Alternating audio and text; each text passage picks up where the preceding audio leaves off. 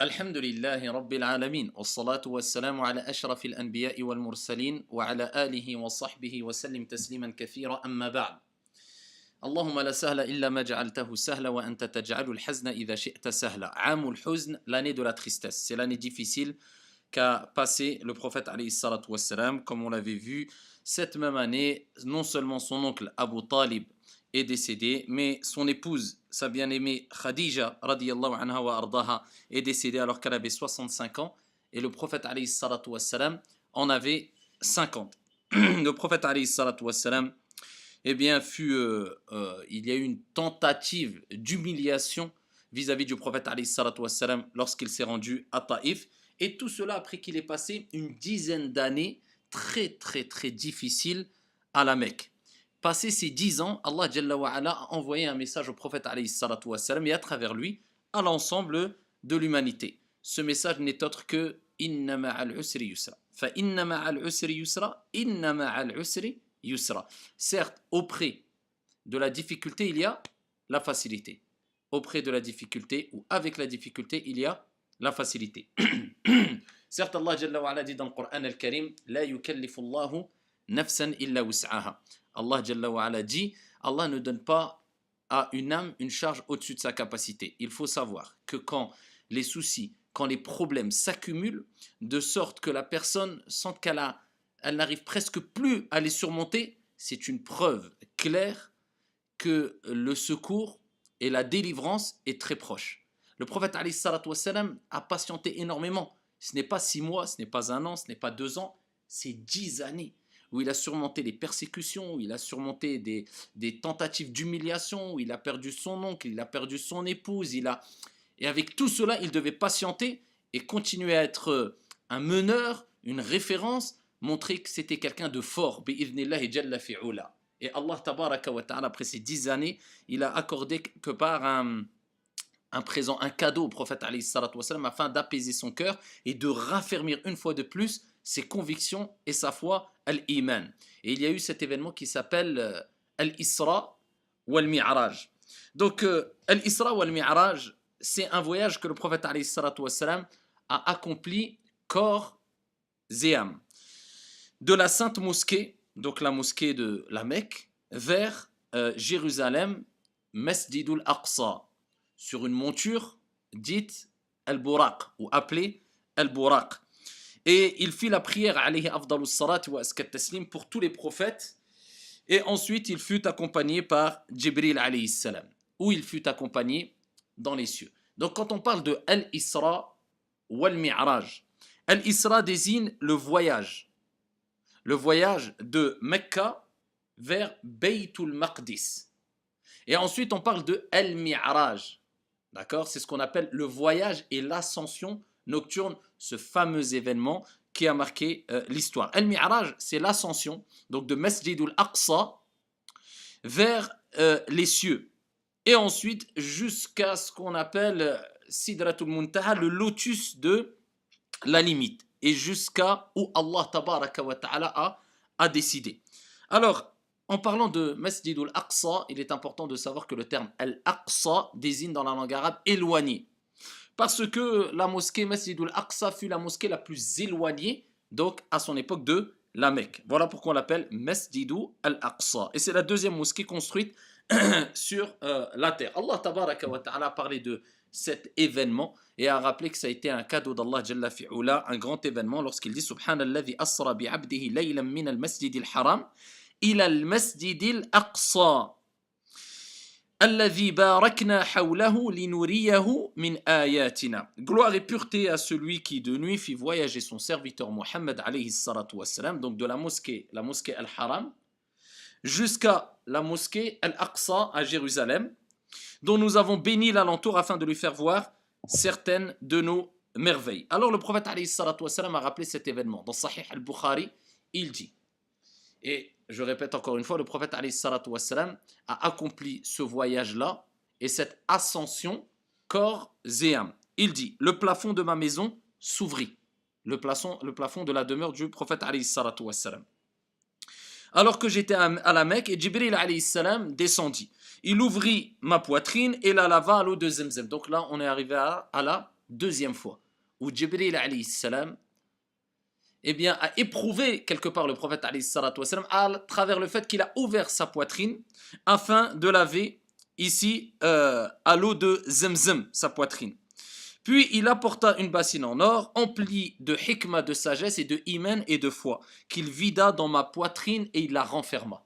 Donc on voit que le prophète alayhi salatu wassalam a été prédisposé, préparé, et il a des spécificités que d'autres hommes n'ont pas eu, bien sûr, et même que d'autres prophètes alayhimus salatu wassalam n'ont pas eu. Alors il y a un long hadith rapporté par Muslim selon Anas ibn Malik radiyallahu anhu warda, qui nous rapporte ici qu'est-ce qu'il s'est passé au niveau de lors de ce voyage-là et lors de l'ascension. Donc on a dit que le voyage c'était de la Mecque jusqu'à Masjidul Aqsa et l'ascension c'était de Masjidul Aqsa jusqu'aux cieux. Et ici le prophète alayhi salatu wassalam a dit Al-Buraq. Al-Buraq c'était la monture que le prophète alayhi salatu wassalam a utilisé lors de ce voyage et l'ascension nocturne. Il dit Al-Buraq est une monture blanche, plus grande qu'un âne et plus petite qu'une mule qui se trouvait d'un bond où son regard s'arrêtait. Me fut amené. Je la montai et fus transporté à Jérusalem, Masjidul Aqsa. Là-bas, je l'attachai à l'anneau destiné à l'usage des prophètes alayhimus salatu wassalam. Je pénétrai dans la mosquée où je pria 2 rak'at. À ma sortie, Jibril alayhi salam m'offrit 2 récipients. L'un contenait du vin et l'un contenait du lait. Et Jibril alayhi salam lui a demandé de choisir. Et le prophète alayhi salatu wassalam a choisi le lait. Et Jibril alayhi salam lui a rappelé que c'était al-fitra, la nature primordiale ou la nature saine. Quelque part, ça renvoyait vers la pureté, c'était le meilleur des choix. Et donc ensuite, Jibril alayhi salam a pris le prophète alayhi salatu wassalam et ils sont partis pour le voyage quelque part céleste. Jibril alayhi salam est arrivé avec le prophète alayhi salatu wassalam au premier ciel. Et là, il lui a été dit, qui est-ce? Et Jibril alayhi salam dit, c'est moi avec Mohammed. Et il lui dit, a-t-il donc reçu la mission? Et Jibril alayhi salam a dit, oui. On nous ouvrit et je vis aussitôt Adam alayhi salam qui me souhaita la bienvenue et invoqua Allah Jalla wa ala en ma faveur. Ensuite, je fus porté au second ciel et ainsi de suite. Donc le prophète alayhi salatu wassalam avec Jibril alayhi salam, eh bien corps et âme, le prophète alayhi salatu wassalam est passé du premier au deuxième, au troisième, au quatrième, au cinquième, au sixième, au septième ciel, jusque ici le jujubier céleste, jusque où Allah tabaraka wa ta'ala a décidé. Et à chaque ciel, le prophète alayhi salatu wassalam a informé qu'il y avait un prophète. Et ici, il a rencontré des prophètes à chaque ciel. Et le premier ciel, il a trouvé Adam alayhi salam. Le deuxième ciel, il a trouvé Isa alayhi salam et Yahya. Jésus et Yahya. Le troisième ciel, il a trouvé Youssouf alayhi salam. Le quatrième ciel, il a trouvé Idris alayhi salam. Le cinquième, il a trouvé Haroun. Le sixième, il a trouvé Moussa alayhi salam. Et le septième, il a trouvé Ibrahim alayhi salam wa alayhimus salatu wassalam.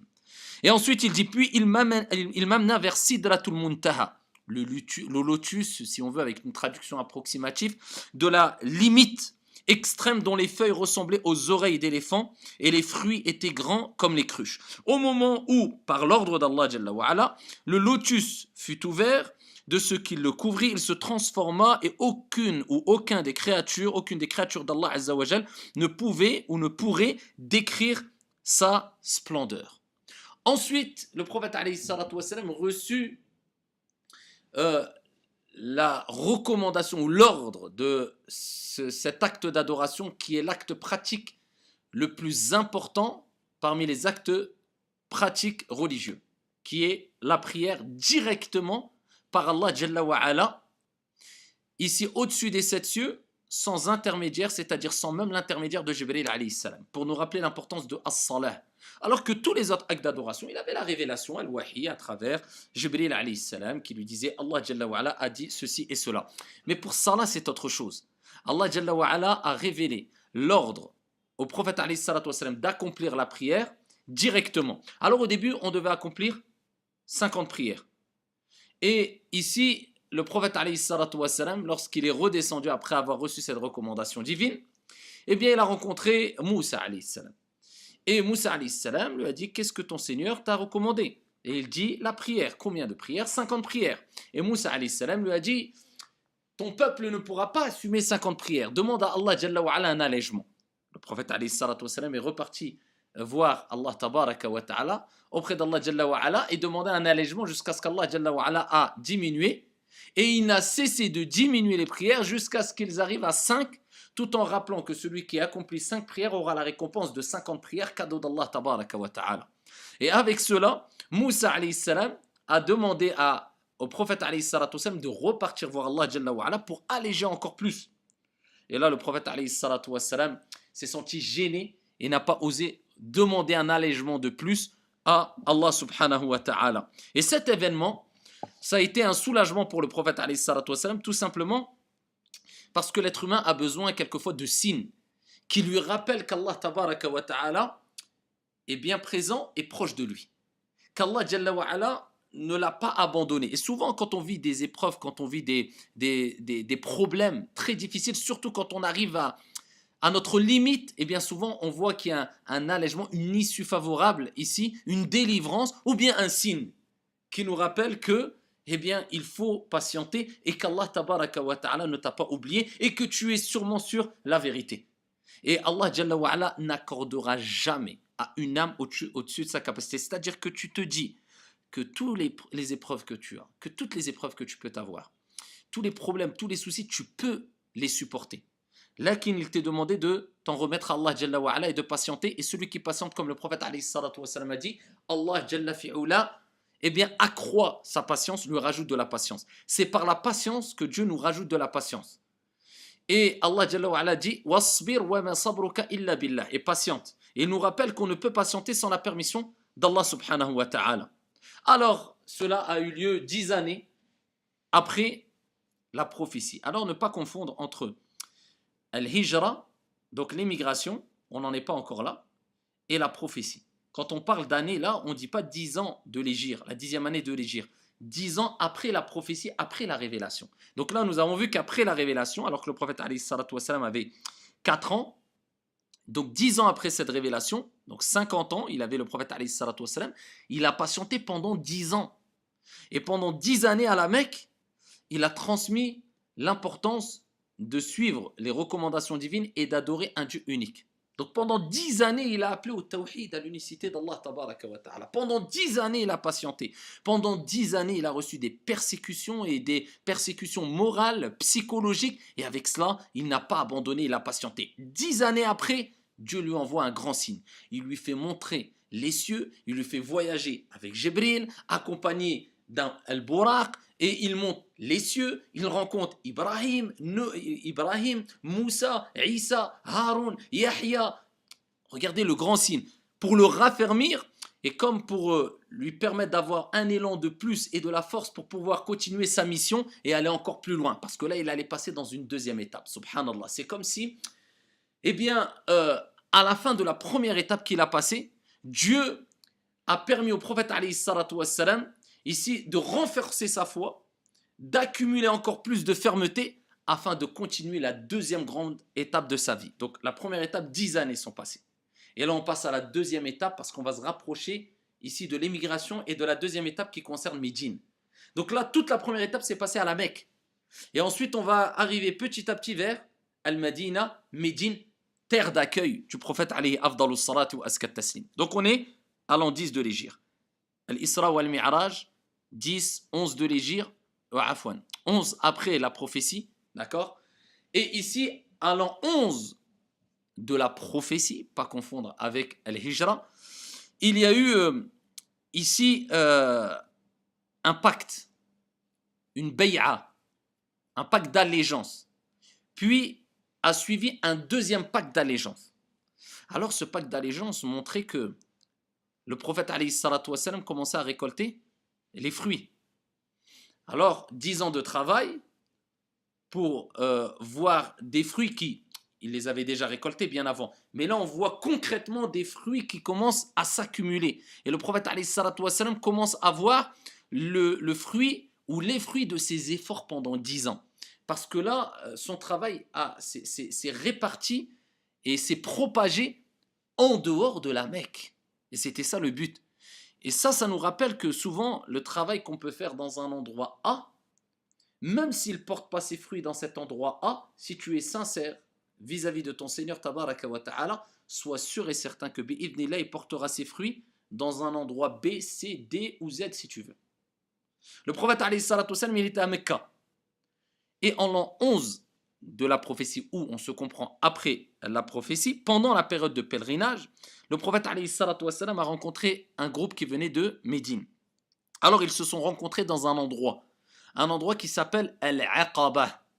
Alors Al-Aqaba, d'où le nom Bay'atul Aqaba, d'accord, le pacte de Al-Aqaba. C'est un endroit près de Mina. Mina, c'est à la Mecque ou à la périphérie de la Mecque, un endroit où on stationne pendant le pèlerinage. C'est où il y a toutes les tentes. Donc ici, près de Mina, il y a un endroit qui s'appelle Al-Aqaba. Et ces gens-là faisaient partie de la tribu de, ici, Al-Khazraj. Alors qu'il y avait deux tribus à Médine. Il y avait la tribu des Haous et la tribu de Al-Khazraj. C'était les deux tribus qu'il y avait à Médine. Donc il y a des gens qui faisaient partie de la tribu d'Al-Khazraj qui étaient venus ici pour le pèlerinage, parce qu'ils accomplissaient toujours le pèlerinage. Hein. Et donc quand ils se sont rendus au pèlerinage, ils ont rencontré le prophète alayhi afdalus salatu wa taslim à Al-Aqaba, à cet endroit qui est Al-Aqaba près de Mina. Le prophète alayhi salatu wa salam, donc leur a fait da'wah, leur a parlé, leur a transmis les enseignements de la religion et ils ont adhéré. Et là, le prophète mettait en place sa deuxième stratégie, c'était non seulement de transmettre la religion à ceux qui étaient à la Mecque, mais non, maintenant il fallait propager, il voyait loin, afin de préparer ici des gens dans une autre terre qui, bi'idhnillah azza wa jal, pourrait réceptionner le prophète et les compagnons, radiyallahu anhum wa ardahum. Le but, c'était de propager avec douceur, avec sagesse, avec intelligence. Et donc ici, ils sont rentrés à Médine et ils ont adhéré au message prophétique. Et il est rapporté que quand ils sont rentrés à Médine, ils ont commencé à propager la parole du prophète alayhi salatu wassalam, et ça a tellement fonctionné, et les gens ont tellement adoré, ils ont tellement adhéré à Afouane, qu'il est rapporté qu'il n'y a pas une maison où il n'y avait pas au moins un musulman. Dans chaque maison à Médine, il y avait au moins un musulman, une personne qui avait adhéré au message du prophète alayhi salatu wassalam. Donc le prophète a continué à faire son travail, et là on passe de 8 ans à 10 ans après la prophétie, 11 ans, 12 ans, ça va vite, mais imaginez-vous, c'est 10 ans, c'est 11 années, c'est 12 années de patience, de travail, et on n'en a même pas fini. Le prophète alayhi salatu wassalam est toujours dans son travail, ici, sage et intelligent, afin de transmettre la bonne parole. À l'an 12, donc une année après, deuxième pèlerinage. Donc une année est passée après que le prophète alayhi salatu wassalam a préparé le premier groupe et qu'il a rencontré à Al-Aqaba. L'année d'après, donc à l'an 12 de la prophétie, toujours pendant la période du pèlerinage, il y a 12 Médinois, 12 de Médine. Hein. On se dit c'est rien, mais c'est énorme. C'est par la cause de ces 3, de ces 5, de ces 12 que le prophète alayhi salatu wassalam a pu transmettre l'islam afin qu'aujourd'hui on soit des milliards. Donc visez toujours la qualité et pas la quantité. 12 sont venus de Médine et ils ont décidé de rencontrer le prophète alayhi salatu wassalam, dont 6 qu'il avait déjà vus. Donc ici il y avait 6 nouveaux. Et là ils ont décidé de prêter allégeance, d'accord. On dit ils ont prêté allégeance, plutôt que le pacte d'allégeance, ils ont prêté allégeance au prophète alayhi salatu wassalam. Et c'est ce qu'on appelle Bay'atul Aqabatil Oula. Vous avez compris? Donc la première fois ils se sont rencontrés à l'Aqaba, c'était la da'wah. La deuxième fois à l'an 12, ils ont rencontré le prophète alayhi salatu wassalam, mais ce n'était pas simplement pour écouter la parole du prophète, ils avaient adhéré. Ils étaient 12, dont 6 nouveaux. Et là ils ont fait, ici ils ont prêté allégeance, c'est ce qu'on appelle Bay'atul Aqabatul Oula. Donc ils ont prêté allégeance, le pacte d'allégeance si on veut, le premier. Rapporté par Al-Bukhari wa Muslim fi Sahihayn, il est rapporté que, eh bien, que ce pacte d'allégeance, si on veut, consistait à s'engager de ne rien associer, de ne pas voler, de ne pas commettre d'adultère, de ne pas désobéir, de ne pas tuer injustement, de ne pas tuer ses enfants, etc. Donc ça tourne autour du comportement et des bienséances encore. Et des engagements à ne pas revenir dans l'état dans lequel ils étaient dans l'époque de l'Jahiliya, si on veut, du paganisme. Ensuite, après avoir fait se prêter allégeance, ils sont repartis vers Médine. Et le prophète alayhi salatu wassalam envoya avec eux un compagnon instruit pour renforcer encore, entre guillemets, l'équipe. Mus'ab ibn Umayr, radiyallahu anhu wa arda. Et donc, Mus'ab ibn Umayr, quand il est reparti avec eux, avec les 12, on ne parle pas de 500, hein, 12, ils ont trouvé des gens qui ont prêté l'oreille, qui étaient attentifs, et ils ont eu un énorme succès. Une année après, donc on est passé de l'an 11 à l'an 12, les choses s'accélèrent, et de l'an 12 à l'an 13.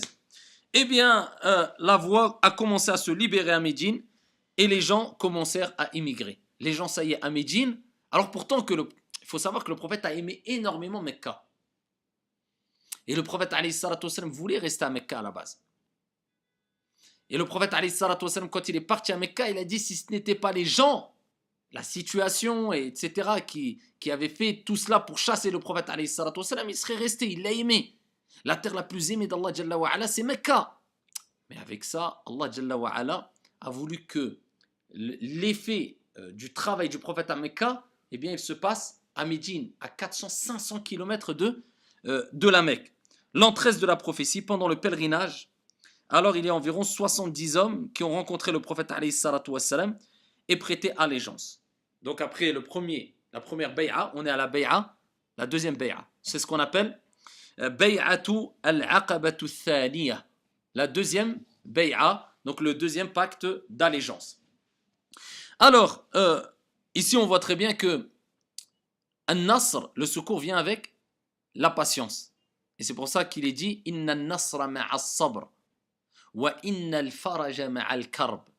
Le secours vient avec la patience. Et la délivrance vient avec les épreuves, les souffrances. Ma'a al-karb. Donc quand tu sais qu'il y a des souffrances, sache qu'il y a la délivrance. Quand tu sais que tu patientes, sache qu'il y aura le secours. L'un ne va pas sans l'autre. Ensuite, le prophète alayhi salatu wassalam envoyait des compagnons pour faire l'émigration. Mais le problème, c'est qu'eux, ils en voulaient énormément envers qui? Envers le prophète alayhi salatu wassalam. Quand ils ont entendu que le prophète alayhi salatu wassalam a voulu faire l'émigration, ils ne se sont pas dit on est débarrassé de lui. Quand les compagnons radiyallahu anhum wa ardahum sont partis en Abyssinie, est-ce qu'ils se sont dit les compagnons sont partis ou ces hommes sont partis, le prophète veut partir, on est débarrassé, khalas. Pourquoi ils les ont poursuivis? Pourquoi ils ne se sont pas arrêtés là? Tout simplement parce qu'ils ont rappelé que ce n'était pas envers les compagnons qu'ils en voulaient, les compagnons en tant qu'hommes, mais c'était envers le message qu'ils portaient.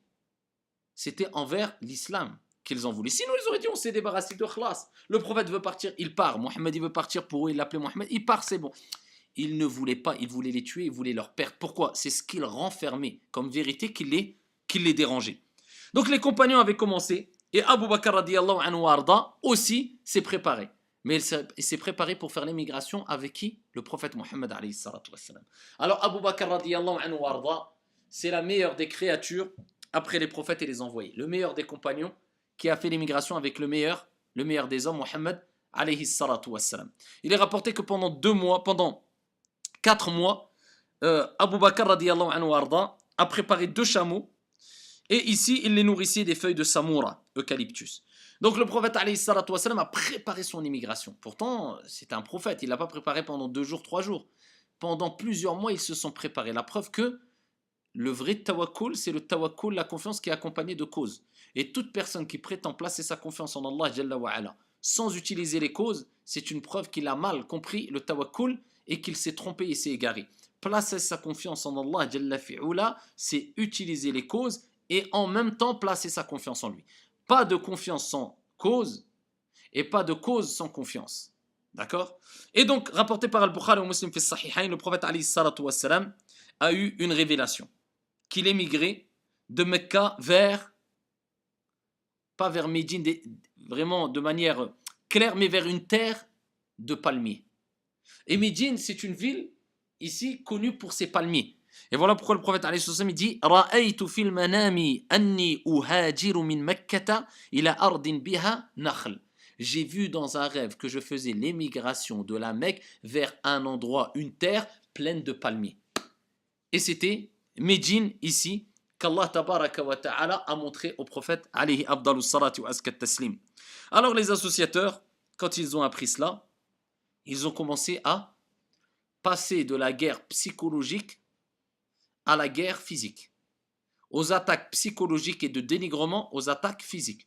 Et ils ont commencé à persécuter ici les compagnons. Ils ont décidé de les frapper, de les séquestrer, de les emprisonner, de les... Ça, c'est après le boycott, après toutes les souffrances qu'ils ont vécues pendant des années. Ils ne se sont pas arrêtés là. Et ils ont décidé, et ça c'est un avis de Abu Jahl, d'envoyer une équipe pour tuer le prophète alayhi salatu wassalam. Le problème, c'est que le prophète alayhi salatu wassalam faisait partie des Banu Hashim, et c'était des gens très respectés, et ça allait poser un énorme problème si une personne quelconque d'une tribu quelconque tuait le prophète alayhi salatu wassalam. Tout simplement parce qu'il allait avoir ici une vengeance, des représailles, etc. Et il n'aurait pas pu assumer. Donc Abu Jahl a décidé de donner une idée. Il a dit on va prendre un jeune homme fort de chaque tribu. Chacun va aller avec une arme et va se rendre ici chez le prophète alayhi salatu wassalam et tout le monde va le tuer. C'est-à-dire tout le monde va participer à son meurtre. Comme ça on ne pourra pas reprocher à une seule tribu, mais ils ne pourront pas faire le poids avec toutes les autres tribus. Donc quelque part ils seront impuissants. Regardez un peu la stratégie.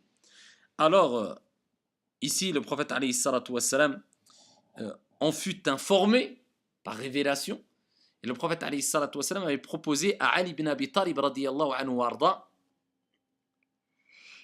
Et ici, Ali ibn Abi Talib, ce n'est pas n'importe quel compagnon, il suffit de citer, on pourrait citer plusieurs textes qui parlent de lui, mais le hadith où le prophète alayhi salatu wassalam a dit que Ali ibn Abi Talib, ce compagnon, fait partie des compagnons dont le paradis désire ardemment. Le paradis désire énormément Ali ibn Abi Talib. Vous imaginez, ce n'est pas la personne qui désire vraiment fortement de rentrer au paradis. C'est le paradis qui veut, qui est impatient, qui est pressé de recevoir Ali ibn Abi Talib radiyallahu anhu wa arda. Et Ali ibn Abi Talib, le prophète alayhi sallam lui a proposé de prendre sa place dans le lit où dormait le prophète alayhi salatu wassalam. Donc vous imaginez le prophète qui dit à Ali ibn Abi Talib, ils veulent me tuer ce soir et ils vont prendre des gens qui vont venir et qui... Donc qui prend ma place? Et c'est là où on voit que les compagnons ont sacrifié énorme et ont prouvé plus d'une fois leur amour vis-à-vis du prophète alayhi salatu wassalam. Ali ibn Abi Talib s'est empressé de prendre cette responsabilité et il a pris la place du prophète Mohammed alayhi salatu wassalam. Alors le lendemain, ici, alors que pendant la nuit, il est rapporté que le prophète alayhi salatu wassalam est sorti devant eux et dans une version, il a pris de la poussière et il a jeté sur eux et Allah Jalla wa Ala les a aveuglés, ils n'ont pas vu le prophète alayhi salatu wassalam sortir. Et le lendemain, quand ils ont voulu lancer l'attaque, eh bien, ils ont trouvé dans le lit Ali ibn Abi Talib radiyallahu anhu warda, et ils ont dit où est Mohammed? Et il a dit je ne sais pas, il est sorti. Donc ici, Allah Jalla wa Ala a révélé le verset coranique wa idh yamkuru bika alladhina kafaru liyuthbituk aw yaqtuluk aw yukhrijuk wa yamkuruna wa yamkuru Allah wallahu khayrul bakirin. Allah tabaraka wa ta'ala dit et rappelle-toi le moment où ils complotèrent contre toi pour soit t'emprisonner. Ils se sont dit qu'est-ce qu'on va faire? On va l'emprisonner. Ils ont dit non. Soit t'assassiner ou soit te bannir. Et Allah Jalla wa Ala dit et ils complotèrent, mais Allah a fait échouer leur complot et Allah est meilleur en stratagème. Toute personne qui essaye de ruser contre Allah Jalla wa Ala, eh bien Allah fera échouer leur stratagème. Alors l'ordre d'émigrer a été donné. Et voilà qu'Abu Bakr radiyallahu anhu warda avec le prophète alayhi salatu wassalam sont sortis de nuit et ils sont partis avec stratégie. Alors il a pris bien sûr, il a fait les causes, hein, il avait si sa monture, etc. Et le prophète alayhi salatu wassalam a pris le chemin du Yémen. Il était à la Mecque, il a pris le chemin du Yémen, c'était vers le sud. Alors que Médine était vers le nord, c'était une ruse. simplement pour, ici, les faire perdre dans leur pourchasse. Et il chargea, et ensuite ils sont partis et ils se sont retrouvés, ici, lors de ce long voyage, un moment dans une grotte, la fameuse grotte de Ath-Thawr, qui est à peu près à 7 kilomètres de la Mecque. Et lorsqu'ils sont arrivés à cette grotte-là pour se réfugier, un moment, Abu Bakr radiyallahu anhu warda dit au prophète alayhi salatu wassalam, Ya Rasulallah. Parce que ceux qui les poursuivaient étaient juste à côté de la grotte, très proche.